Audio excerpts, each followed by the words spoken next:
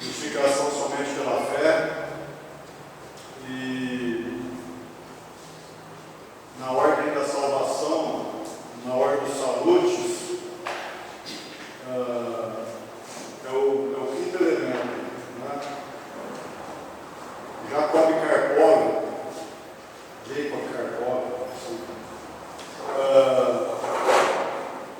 em 1737, apareceu com essa expressão, né? Ordem dos salutes, a ordem da salvação. Embora a lógica, ela não é cronológica. A gente não sabe de fato como acontece. Temos noções ali, mas não podemos afirmar como acontece. Eu quero falar na ordem da salvação, o quinto elemento, a justificação. Justificação somente pela fé, ou sola fide. O mestre já orou, né? E quero fazer uma leitura em Romanos 1, versículo 16 e 17, e peço para que você faça o mesmo. Abra sua Bíblia em Romanos 1.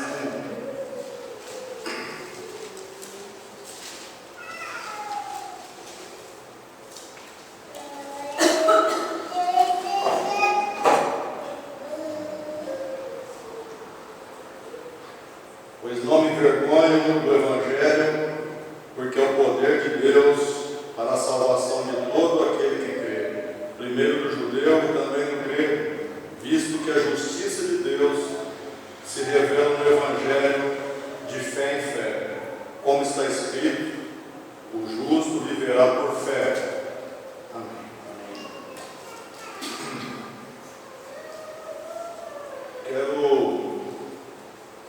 Quero passar algumas informações aqui para os irmãos. E primeira, uma informação histórica. Eu quero dizer que a doutrina da justificação pela fé, ela nem sempre foi claramente compreendida. E, de fato, até a época da Reforma, ela nem encontrou a sua expressão clássica. Então, nós vamos considerar, não que eu queira esgotar o assunto, é bem longo. Quero deixar umas obras de referência aqui. Tem muita coisa mesmo. Então a gente vai falar de uma forma resumida a respeito da justificação pela fé. O bom é que não tem slide, você fica prestando bastante atenção, isso é bom. Calvino fazer isso, né? Mas eu vou aprender, eu vou ficar bom ainda nisso aí.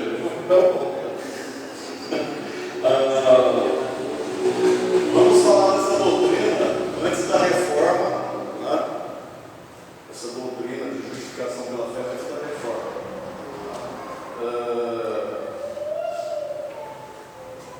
Alguns dos pais mais antigos da igreja, assim chamados, já falavam da justificação pela fé, mas é evidente que esse pessoal falava, mas não tinha um claro entendimento do que poderia ser essa doutrina, a justificação pela fé. E também da relação dessa doutrina com a fé. Então, da justiça de Deus com a fé, melhor dizendo. Então eles faziam uma mistura ali que partia o antinomianismo e ia embora, ia fazendo uma salada ali, e eles não entendiam isso e iam criando movimentos ali, e principalmente a Igreja Católica Romana entrou nessa e confunde tudo. Mas pela graça de Deus, nessa noite, nós vamos tentar tirar essa névoa, tirar um pouco essa névoa e procurar, de uma forma bem simples e, como eu disse, resumida, exemplificar isso, mostrar como que é isso, essa justiça pela fé, essa justificação pela fé. Esses pais da igreja, eles não distinguiam agudamente entre regeneração e justificação. Uma apresentação muito comum era que a regeneração tinha o seu lugar no batismo. Eles pensavam nisso, que a regeneração tem o seu lugar no batismo. E a gente, seguindo esse estudo, conforme nós formos caminhando, a gente vai falar um pouquinho de justiça imputada e justiça infundida. Tá? Justiça infundida é o que eles pensavam. Imputada é o que nós defendemos. E a Bíblia defende. Tá?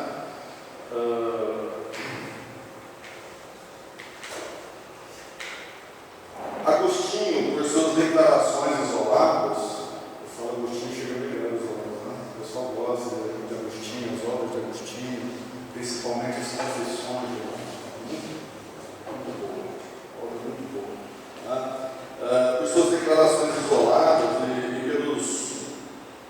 pelo teor dos seus ensinos, ele considerava a graça de Deus na retenção do pecado como livre, ou seja, como gratuita, soberana, eficaz, de modo algum dependente de quaisquer mérito dos homens. Eu esqueci de falar. No término, eu vou estar sentadinho ali, se alguém tiver dúvida, pode ir lá que eu vou responder. Com toda certeza. Meu irmão, que eu li sobre justificação pela fé, minha cabecinha já está. Mas vamos lá. Continuou-se a defender a justificação pela fé, a confundir, melhor dizendo, justificação pela fé com a santificação. Na Idade Média fazia-se muito isso. E aos poucos ela foi adquirindo um aspecto mais político, positivo e doutrinário. De acordo com os ensinos predominantes dos escolásticos, né? Escolas que defendiam várias coisas, que tinham várias tendências, a justificação ela inclui dois elementos. Primeiro, o pecado dos homens são perdoados e ele é transformado em justo ou reto. Havia diferenças de opiniões quanto à ordem lógica desses dois elementos, alguns invertendo a ordem recém-indicada. Isso foi feito por Tomás de Aquino. Tá? E seu conceito prevaleceu na Igreja Romana, na Igreja Católica Romana.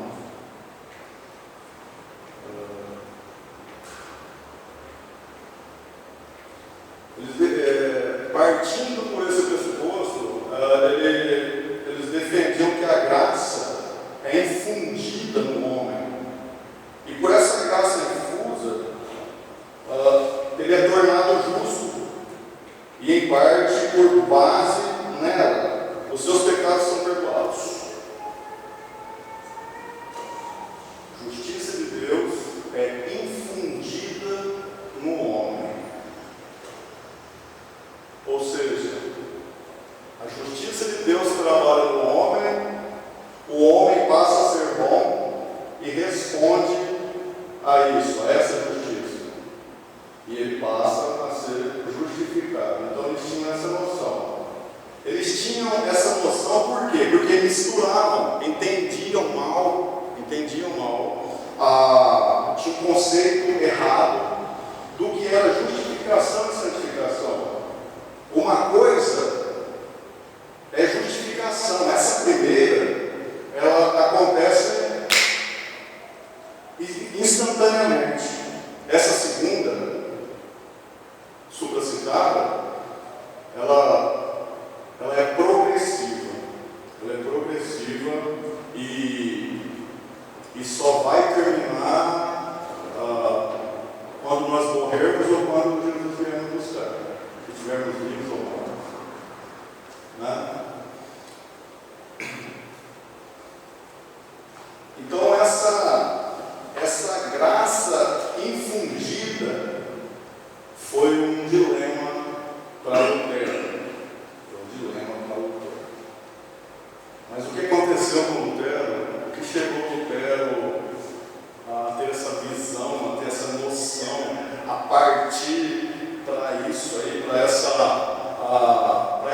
defesa de justificação pela fé. Eu estou criando um certo mistério aqui para poder atraí-los ao ensino. Então eu estou usando essa técnica de mistérios. Então quem não prestar atenção não aprende, fica boiando, né?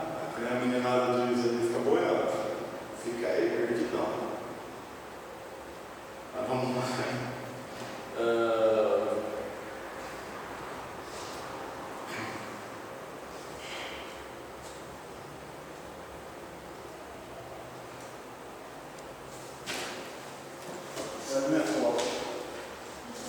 Isso é bom, né? A confusão da justificação com a santificação levou também a opiniões divergentes sobre outro ponto. Eu vou voltar, não vai ser batido, não. Vou voltar. Eu estou dando uma adiantada, mas eu volto. Vou e volto. Isso é legal, eu gosto de fazer isso. Alguns escolásticos, né, eles falavam da justificação como um ato, eu disse aqui, instantâneo de Deus. E outros a descreviam como um processo.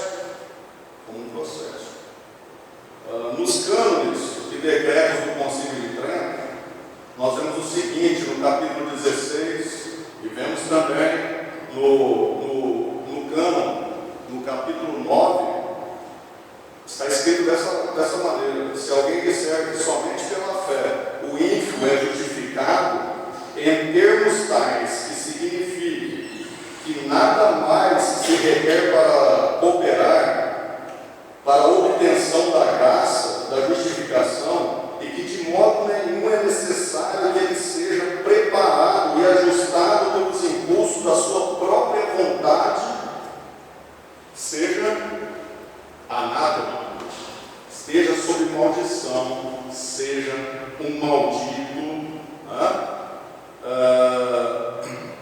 Então, no capítulo 16, ali no Concílio de Trento, a gente vê isso, no cânon e também no capítulo 9, a gente vê isso bem exposto.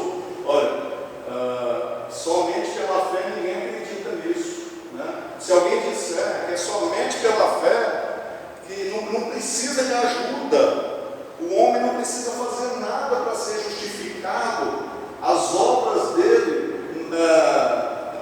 não têm, se ela não tiver relevância alguma, quem aprovar, quem disser isso, quem defender isso, que seja um maldito, que seja anátema,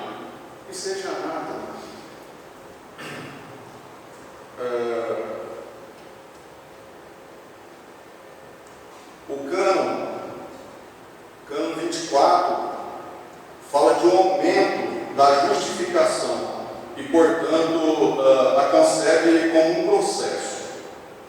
Está escrito dessa forma: se alguém disser que a justiça recebida não é preservada e que também não é aumentada diante de Deus por meio das boas obras, mas que as boas obras mencionadas são simplesmente frutos e sinais da justificação obtida e não uma causa do seu aumento, seja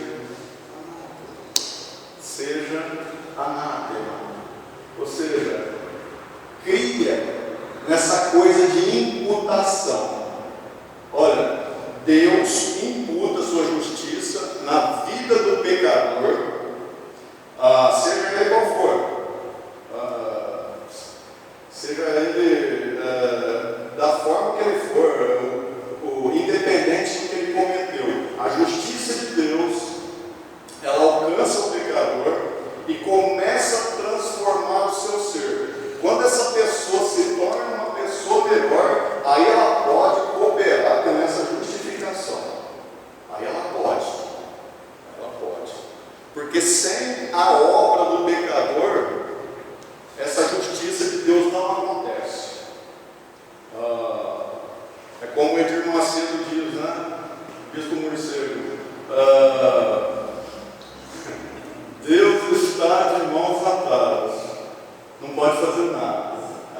ali muito medíocre, muito fraco, muito mirradinho. É um pífio mesmo, é um Deus que ninguém quer servir, só o mesmo morcego de seus adeptos. Mas, meu irmão, então a doutrina funcionava dessa maneira antes da reforma. A doutrina funcionava antes dessa maneira. Eles tinham esses conceitos errados. Conceitos errados, meu irmão, causa danos,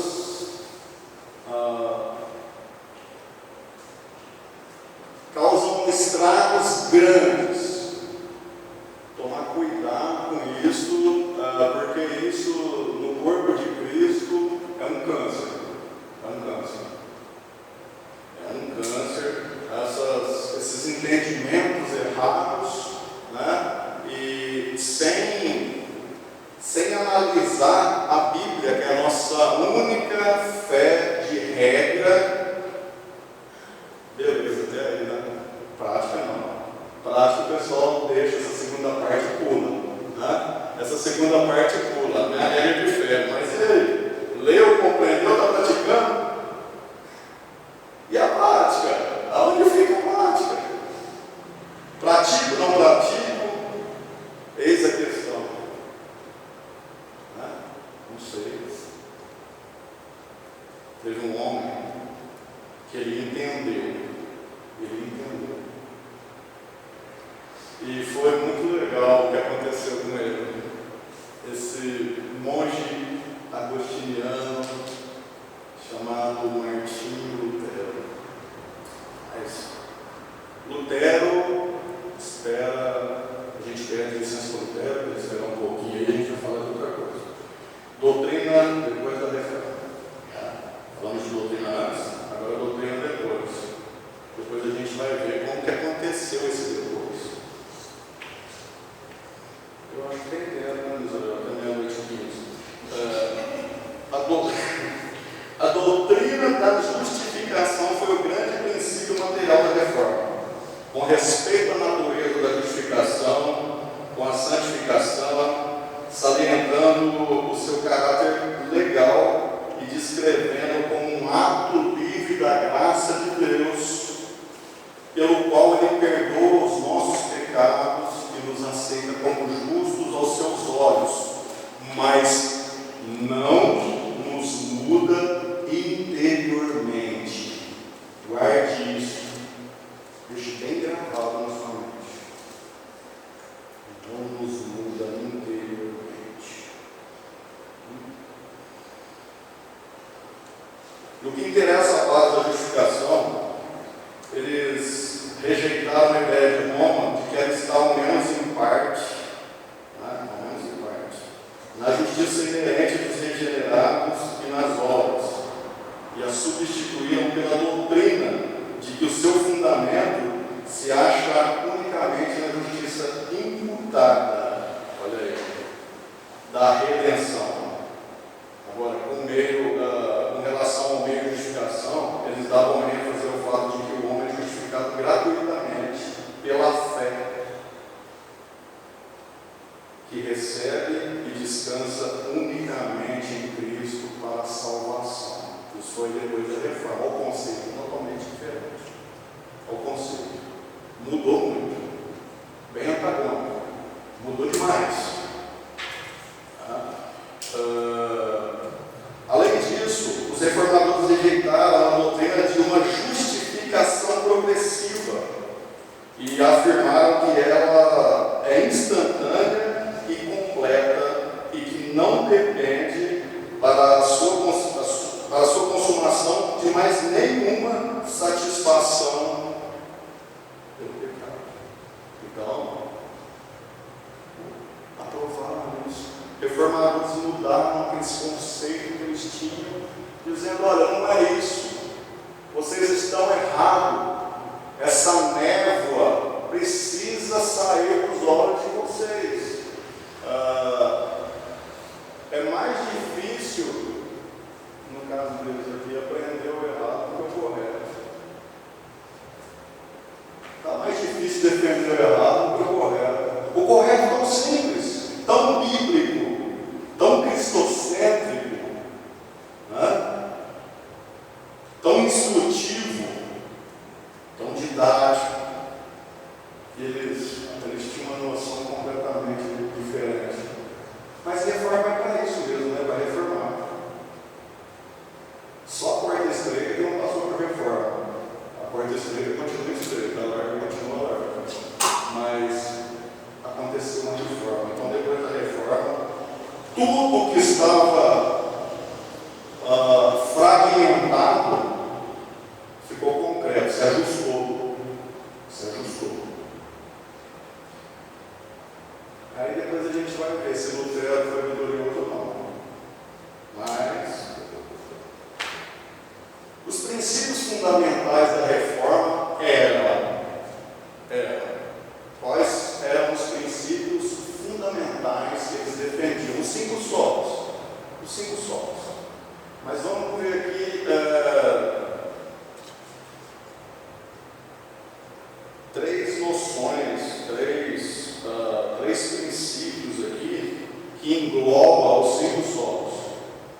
Primeiro, a supremacia das Escrituras sobre a tradição. Só a Escritura. Né? A supremacia da fé sobre as obras. Sola fide.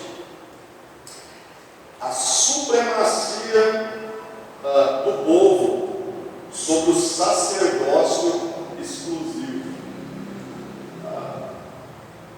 Sola Deo Glória, Solus Christus, Sola Gratia. É isso. Então, eram os princípios fundamentais da reforma. Agora vamos falar de uma pessoa, de um homem que deu uma alavancada nesse processo. Martinho Lutero. Apesar de ter pessoas, de ter reformadores, aí, os pré-reformadores, desde o século XII, né? Agora aparece Martinho Lutero. Martinho Lutero, que nasceu no dia 10 de novembro de 1483, em Eisleben, filho de um minerador de prata, de classe média, segundo alguns biógrafos de Lutero. A sua mãe se chamava Margareta ou Margarida, né? E não sei se isso aí tem veracidade ou não, mas muita coisa, não sei se falar fonte, é muita coisa, mas isso não tem questão. Lutero, destinado para o estudo de direito, dá uma resumida aqui, voltou-se para um mosteiro no qual, após muitas dúvidas, desenvolveu uma nova compreensão de Deus, da fé e da igreja. Isso envolveu um conflito com o papado, seguindo a sua excomunhão e da fundação também da igreja luterana, a qual presidiu até morrer em 1546, com 63 anos de idade. Aconteceu esse fato esse fato aqui é muito interessante.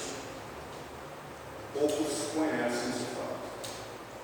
Aconteceu que em 1511, logo depois de Lutero ter saído de uma de suas depressões espirituais, Lutero foi chamado, é chamado ainda pela Igreja Católica de a besta do Apocalipse, o demônio não sei o que lá, aquele que fala em nome de Lúcifer, um cara louco, um cara bitolado, um maluco, um insano, né? Então Lutero é considerado tudo isso pela Igreja Romana, né? Então aconteceu que em 1511, depois que Lutero sai de uma de suas depressões espirituais, ele e Johann von Staupitz, que foi o padre da ordem agostiniana e mentor e confessor de Lutero, eles estavam sentados sobre uma pereira, né?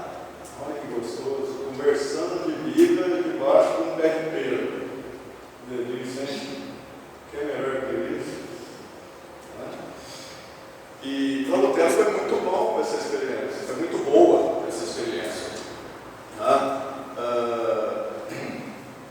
No jardim, quando o ancião declarou que o jovem Lutero devia preparar-se para a carreira de pregador, preparar-se para tornar-se doutor em teologia, eu acho que o assunto ali em questão estava sendo esse. Olha, meu filho, você tem que se preparar para ser doutor, você tem que dar aula, você tem que ser professor, você é um cara, né? Vamos usar a conversa aqui, bate na madeira, Thales Roberto, você é um camarada acima da média, sabe? Você tem que alçar voo, cara, você tem que, né? Lutero, bastante espantado com tal sugestão de Staupitz, do seu mentor, ele replicou, dizendo essas palavras: Vossa Reverendíssima vai privar-me da vida. Por fazendo isso, eu vou ser privado da vida. Eu sabia que tinha que estudar muito, não ia ter tempo mais nada, eu não sei o que Lutero queria dizer com isso, né? Mas enfim, ele disse. A Staupitz, num tom de pilhéria, disse para ele: tem razão, você tem razão, Martinho. Deus tem muito trabalho para homens inteligentes lá no céu.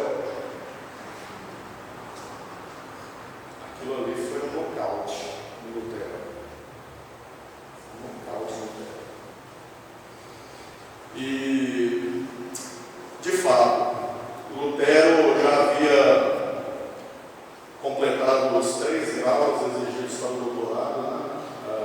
Era o bacalhau dos Bíblios, que habilitava a dar preleções e introduções da Bíblia, o formatos, que significava conhecimento prático da terminologia escolástica, e os sedentiários, que autorizava a fazer preleções sobre os 2 primeiros livros das sentenças de Pedro Lombardo, né?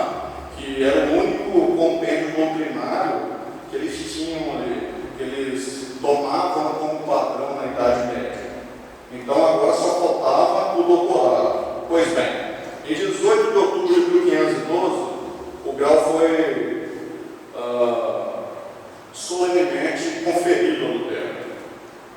Nessa ocasião, a gente vê Lutero daquela forma ali, aquilo ali é do doutorado mesmo. Ele recebeu uma boina de lã, um anel de prata e 2 Bíblias, uma fechada e outra aberta. Né? Não me pergunte por que aquela estava fechada. Não sei se era para ele morrer, mas aconteceu isso. Enfim, Lutero sucede Staupitz.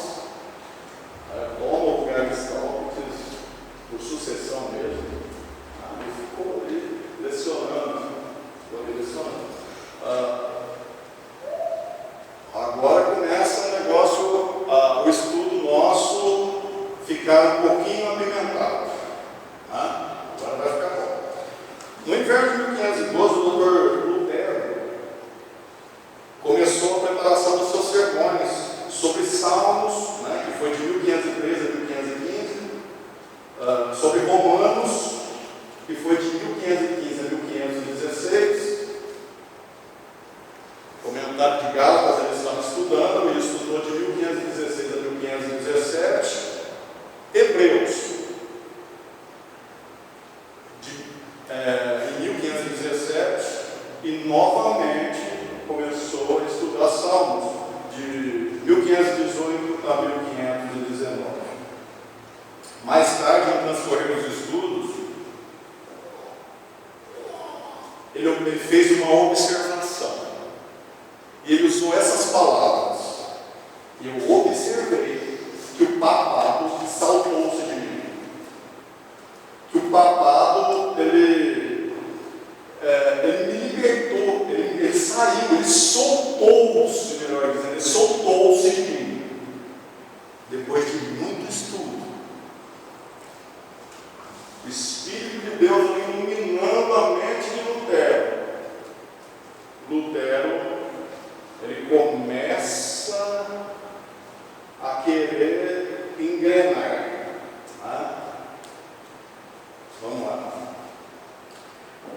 protestantismo nasceu da luta pela doutrina da justificação pela fé somente.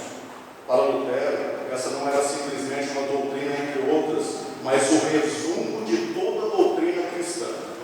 O artigo pela Lutero e Calvino, eles disseram que a justificação pela fé é o artigo pela qual a igreja se mantém ou cai. Justificação pela fé. Eles se consideravam primordial. Se mantém ou cai.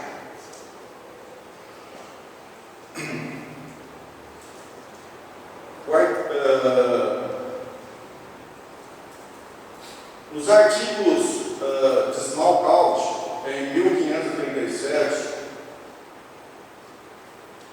Lutero escreveu: nada nesse artigo pode ser abandonado ou transigido, mesmo no céu e na terra, e as coisas temporais devem ser destruídas.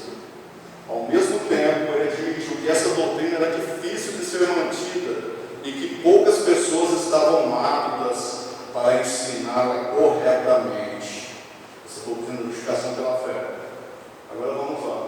Como Lutero chegou a essa doutrina e por que a considerou tão vital?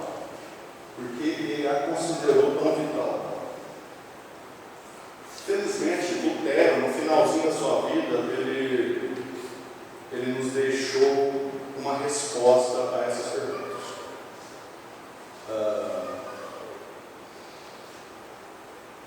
Lutero disse dessa forma: lembro-me, ele usou essas palavras, quando monge, a expressão justiça de Deus em Romanos 1,17 encheram-me de terror, encheram a minha alma de terror.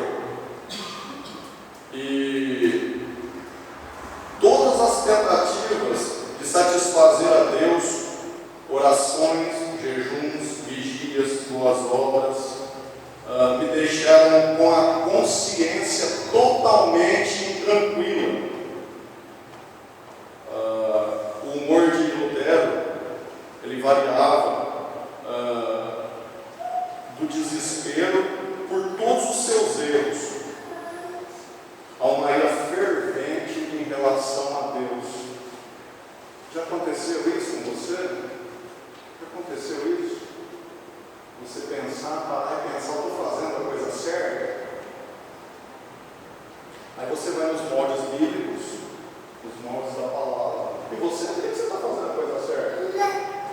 Ou você pode também ver que está fazendo a coisa errada e tentar melhorar.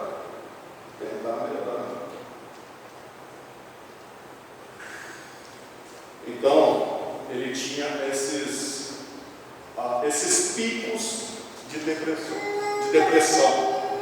Lutero, ele vivia uma vida conturbada, pensando: eu sou a ira de Deus, nada está adiantando, não adianta subir os degraus ali de joelho, ficar na porta da igreja como um capacho, para todo mundo pisar em cima de mim, limpar os pés e entrar para dentro da igreja de Wittenberg. Nada, oração, jejum, autoflagelação, nada está adiantando. Estou sobre a ira de Deus. Eu estou sobre a ira de Deus.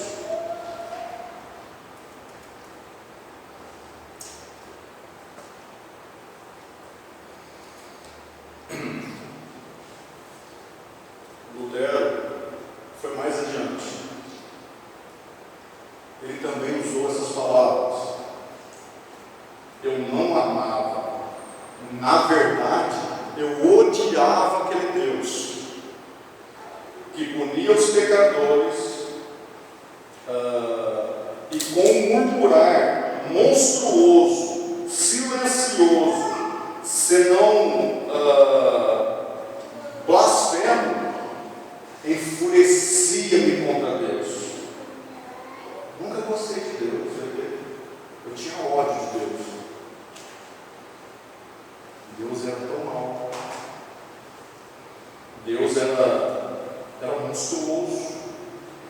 Deus é aquele Deus que não tem amor nenhum, que pune pecadores. Lutero começou Não sei como que ele não surtou e ficou no caso. Né? É graça de Deus mesmo na vida desse reformador. Né? Olha, dizendo, além disso,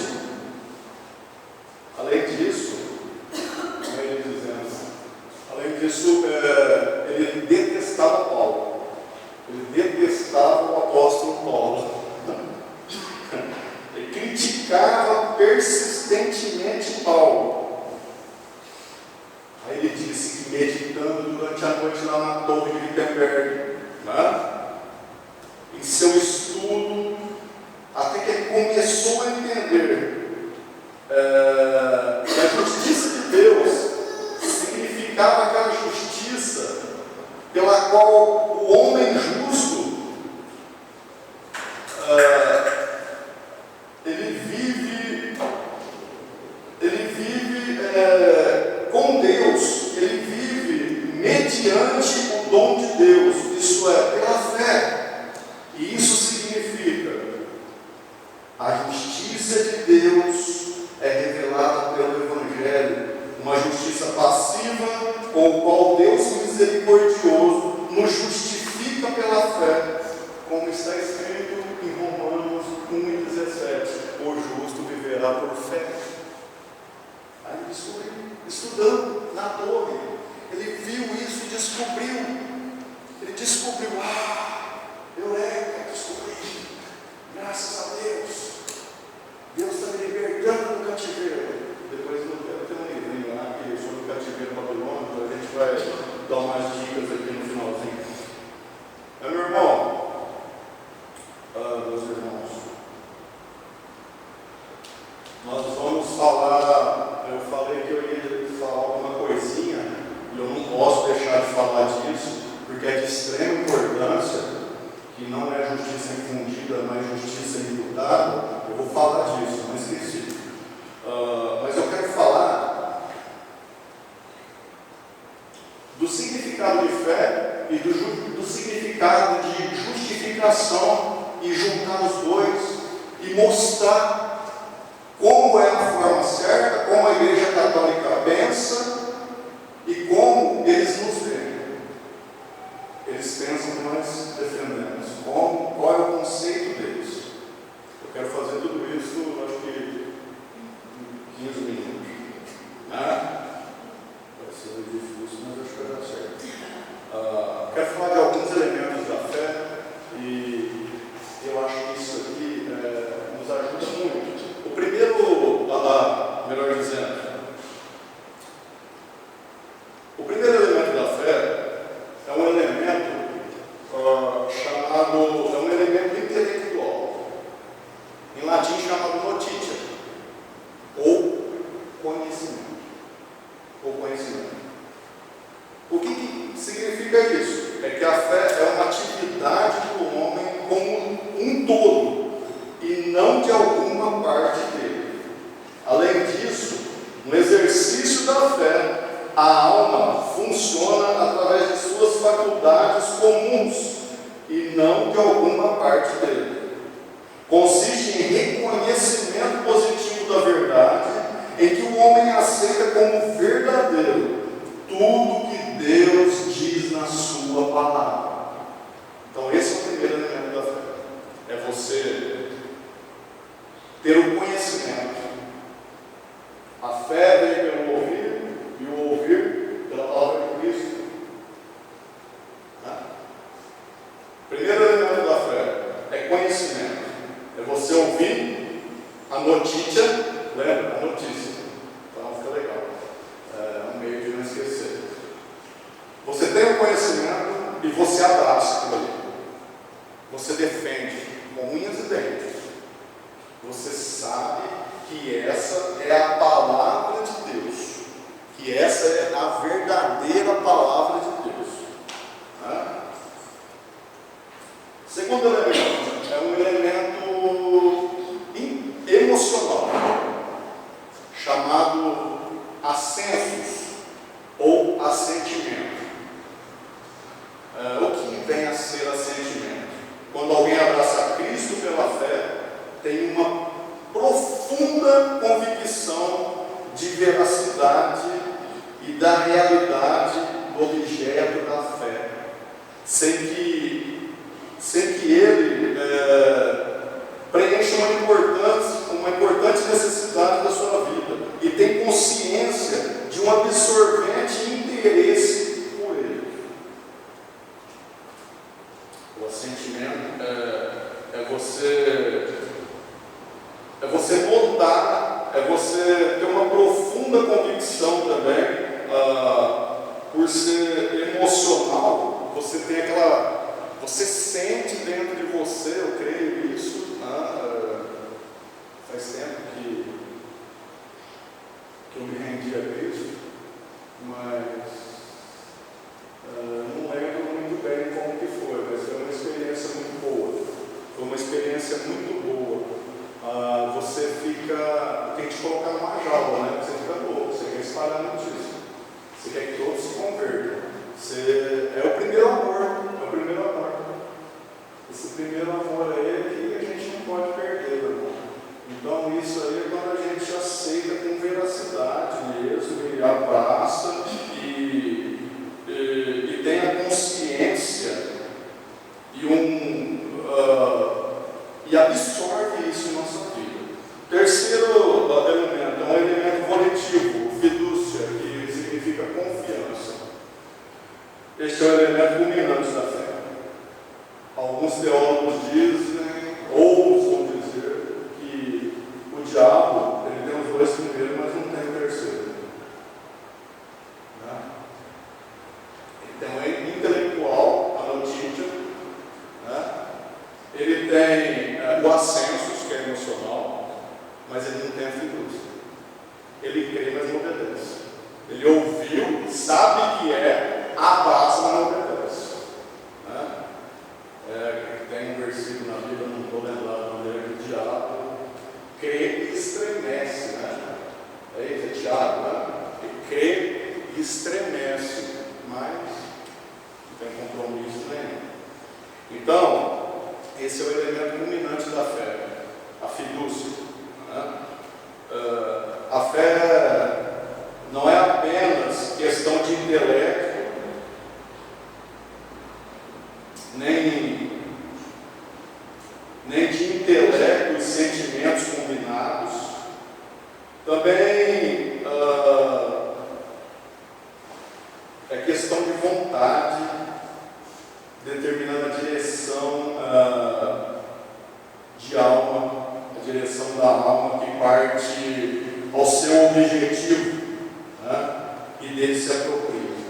Sem essa atividade, sem essa fidúcia, sem essa confiança, o objetivo de fé que o pecador reconhece como verdadeiro e real, como inteiramente aplicável às suas necessidades presentes, permanece fora dele. Então a gente tem que entender isso, essa confiança. Se a gente partir para o outro lado, a gente já começa a se incluir em erros doutrinários, e isso é bem pernicioso para a nossa vida. A gente é remetido à Idade Média e a gente fica com esses picos de depressão que Lutero ficava. Né? A gente não tem certeza de mais nada. É por isso que tem muita igreja, ele não tem certeza de nada. Não tem certeza de nada. Como que é a fé? Sei lá, fé na fé, homem de pouca fé, mule, tal, umas coisas muito, né? Umas coisas complicadas. Mas esse terceiro elemento consiste em uma confiança pessoal em Cristo como Salvador e Senhor, incluindo a rendição da alma, culpada e corrupta, a Cristo, e o recebimento e a apropriação de Cristo como a fonte de perdão e da vida espiritual. Levando todos esses elementos em consideração, fica mais que evidente que a sede da fé não pode ser colocada nem no intelecto, nem nos sentimentos, nem na vontade de modo exclusivo, mas unicamente no coração. Né? No coração. que é o órgão central.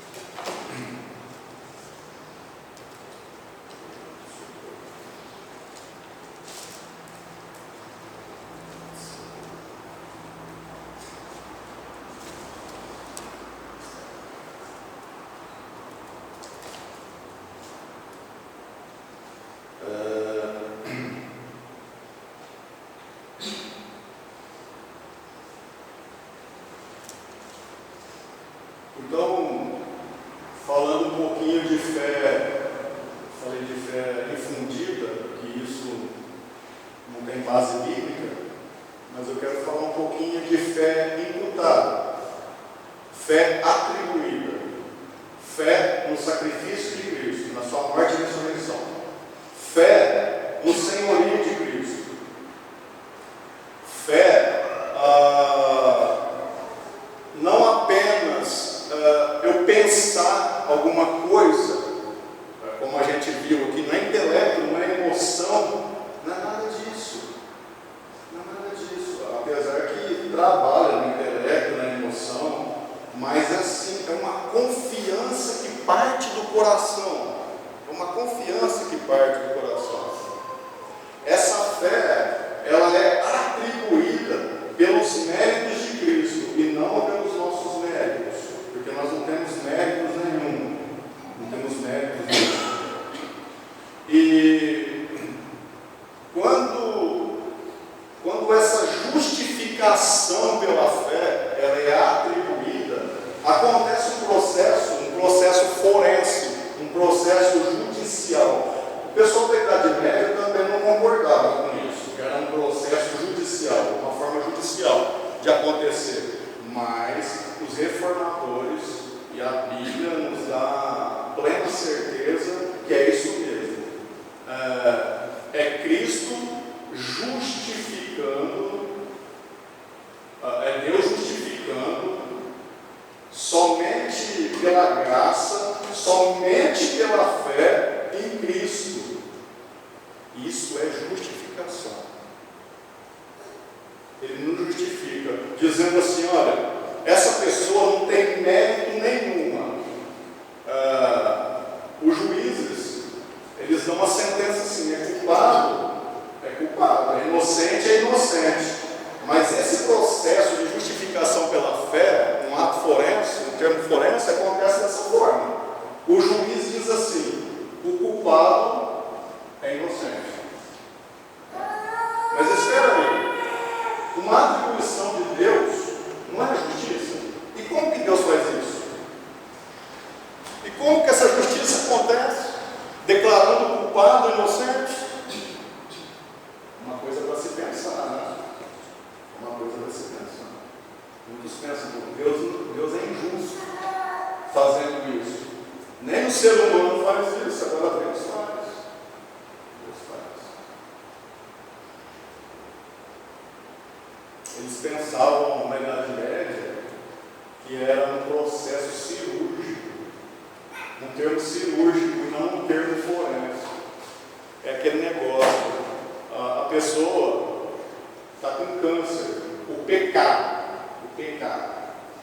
no seu cérebro. Eles vão lá, fazem a cirurgia, tira o tumor e a pessoa está tranquila, está justificada. É isso aí mesmo. Mas não é isso. Deus não transforma a pessoa boazinha. Isso aí já parte do processo da santificação. É nisso que erravam. A justificação é isso, pela fé em Cristo. Olha, versículo 17 de Romanos 1, Romanos 1. Visto que a justiça de Deus se revela no Evangelho, de fé em fé.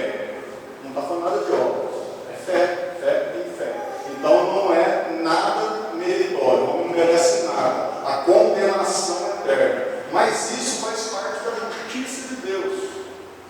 Isso tinha um monte de coisa para falar, meu irmão. A justiça aconteceu lá na eternidade ou acontece aqui? Tem um monte de coisa para falar, mas o tempo não me permite. Então, eu quero te dizer uma coisa. É isso que acontece na sua vida. Eu creio que, eu acho que eu fui o mais simples possível, mas eu não usei de palavras complicadas, teológicas, né, e sei lá. Acontece dessa forma na sua vida. Por você crer em Cristo, que você é justificado. Você tem acesso à salvação de Deus. Você é salvo. E não é porque você é salvo que você vai esculachar, que você vai relaxar. Não. É porque você é salvo que você pratica as boas obras. Não é praticando boas obras para ser salvo. A ideia da Igreja Católica é assim: fé mais obras, justificação.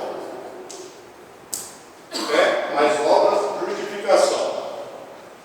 A ideia correta: fé é igual justificação mais obras. Esse é o conceito certo. Qual é o conceito deles para conosco? Fé é igual justificação menos obras. Justificação menos obras. Esse povo aí não precisa praticar obra nada mais, não faz nada. É justificado, está lá. Meu irmão, faz parte. A gente não pratica a obra para ser salvo, é porque nós somos salvos que praticamos boas obras. Todo salvo é chamado a praticar boas obras, é convidado. Meu irmão, é só isso que eu tenho a dizer para vocês. É só isso. Aí, sei lá, se quiser me convidar para a gente faz umas 4, 5 horas. Vai ter que dar uma resumida aqui e eu estou com a cabecinha assim, ó. O que eu faço aqui primeiro? Eu perdi uma parte do esforço, mas tá bom, graças a Deus foi bem. Então, Lutero deixou alguns livros escritos, né? Apelo à Nobreza. Essa parte que eu perdi. É o segundo e terceiro livro. Tem um livro chamado Apelo à Nobreza, que Lutero ele fala para o pessoal dele se revoltar, para o pessoal ir contra, não se unir com a Igreja Católica Romana.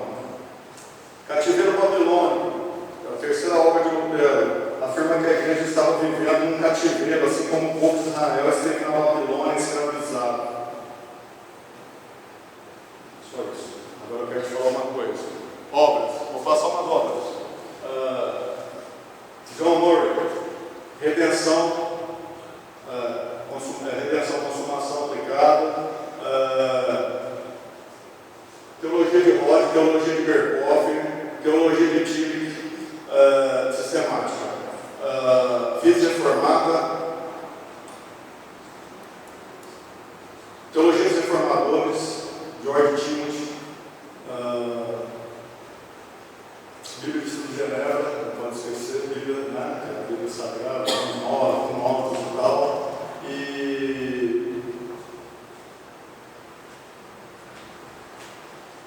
mais alguns livros aí, Teologia da Reforma, Institutos da Religião, a Gabi tem, vocês podem me emprestar pela festa. Eu tenho espanhol, quem quiser fazer de presente. Meu irmão, então é isso aí, tá? Eu gostaria de orar com os irmãos.